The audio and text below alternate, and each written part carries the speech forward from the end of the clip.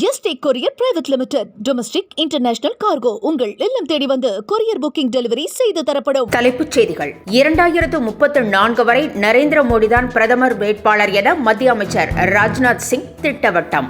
பிரதமரின் வயது தொடர்பாக எழுந்த சர்ச்சைக்கு முற்றுப்புள்ளி. வாக்கு திருட்டு தொடர்பாக ராகுல் தெரிவித்து வரும் குற்றச்சாட்டை விசாரிக்க சிறப்பு புலனாய்வு குழு அமைத்தது கர்நாடக அரசு. விசாரணை நடத்தி அறிக்கை தாக்கல் செய்ய உத்தரவு.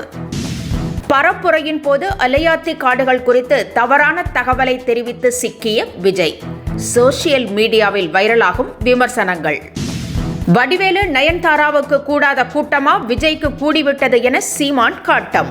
60 ஆண்டுகளாக கோட்பாடு கொண்ட ஒரு கட்சியை சினிமா கவர்ச்சியால் தவிர்க்க முடியாது எனவும் கருத்து. சபரிமலை வளர்ச்சிப் பணிகளுக்காக கேரள அரசு உருவாக்கும் மாஸ்டர் பிளான் 1000 கோடி ரூபாய் செலவில் 2039க்குள் நிறைவேற்றப்படும் என முதலமைச்சர் பினராயி விஜயன் அறிவிப்பு.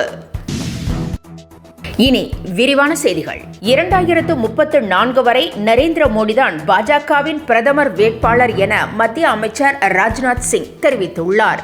1980 முதல் மோடியுடன் இணைந்து பணியாற்றி வருவதாகவும் அவரைப் போல மக்களிடம் நெருக்கமாக தொடர்பில் இருக்கும் ஒரு தலைவர் இல்லை என்றும் குறிப்பிட்டுள்ளார்.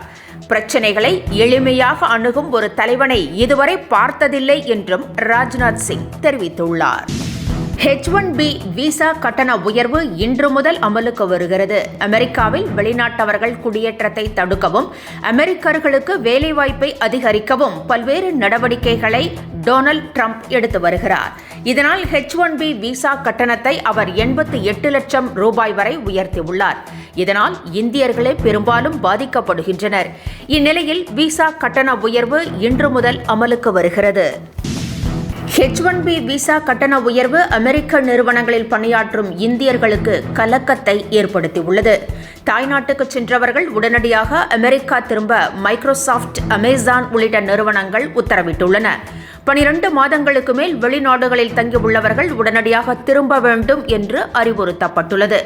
இதனால் தசரா பண்டிகைக்காக இந்தியா வந்திருந்தவர்கள் அமெரிக்கா திரும்பி வருவதால் மும்பை உள்ளிட்ட முக்கிய விமானங்களில் கூட்டம் அலைமோதுகிறது. அமெரிக்க அதிபரின் விசா கட்டண உயர்வு குறித்து அந்நாட்டு அரசு விளக்கமளித்திருக்கிறது. புதிதாக குடியுரிமை பெற இருப்பவர்களுக்கு மட்டுமே இந்த கட்டண உயர்வு பொருந்தும் என அமெரிக்க அரசு தெரிவித்துள்ளது. அதேவேளையில் ஏற்கனவே கிரீன் கார்டு வைத்திருப்பவர்களுக்கு இது பொருந்தாது என்றும் தெரிவிக்கப்பட்டுள்ளது. மேலும் ராணுவம், பொறியியல், சுகாதாரத்துறை ஊழியர்களுக்கு விலக்கு அளிக்கப்பட்டுள்ளது. தேர்தல் பரப்புரையின் போது அலையாத்தி காடுகள் குறித்து விஜய் தெரிவித்த கருத்து பொய் என்பது அம்பலமாகியுள்ளது. தனது பரப்புரையின் போது திமுக அரசையும் முதலமைச்சர் மு.க. ஸ்டாலினையும் விஜய் கடுமையாக விமர்சித்து வருகிறார். இந்நிலையில் நாகையில் பேசிய அவர் அலையாத்தி காடுகளை பாதுகாக்க அரசு எந்த நடவடிக்கையும் எடுக்கவில்லை என்றும் நாகையில் கடல்சார் கல்லூரி எதுவும் இல்லை என்றும் கூறியிருந்தார். இந்த தகவலை தமிழக அரசின் தகவல் சரிபார்ப்பகம் மறுத்திருக்கிறது. 2021 இருந்த 45 சதுர கிலோமீட்டர் பரப்பளவிலான அலையாத்தி காடுகள் தற்போது 90 சதுர கிலோமீட்டராக பெருகி உள்ளது என தெரிவிக்கப்பட்டுள்ளது.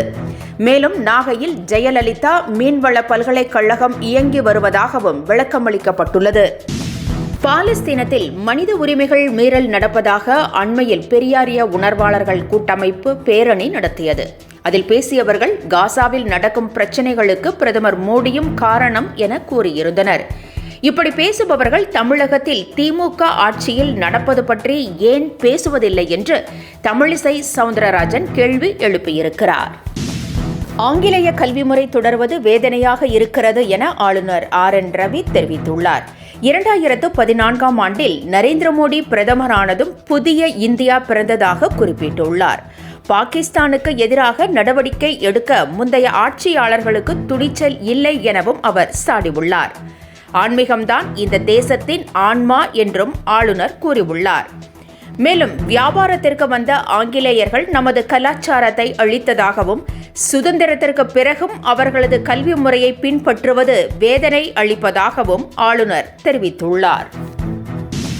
தேர்தலை எதிர்கொள்வதில் அதிமுக அணி வெற்றி அணியாக உருவெடுத்திருக்கிறது என்று ஜி.கே. வாசன் தெரிவித்துள்ளார்.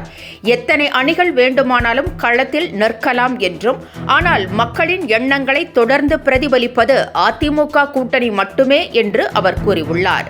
வரும் காலங்களில் அதிமுக கூட்டணியில் மேலும் சில கட்சிகள் சேர பிரகாசமான வாய்ப்பிருப்பதாகவும் ஜி.கே. வாசன் தெரிவித்துள்ளார். என்றும் உங்களுடன் மை இந்தியா. முக்கிய செய்திகளை உடனுக்குடன் தெரிந்து கொள்ள சப்ஸ்கிரைப் பண்ணுங்க, பெல் பட்டனை பிரஸ் பண்ணுங்க. என்றும் உங்களுடன் மை இந்தியா.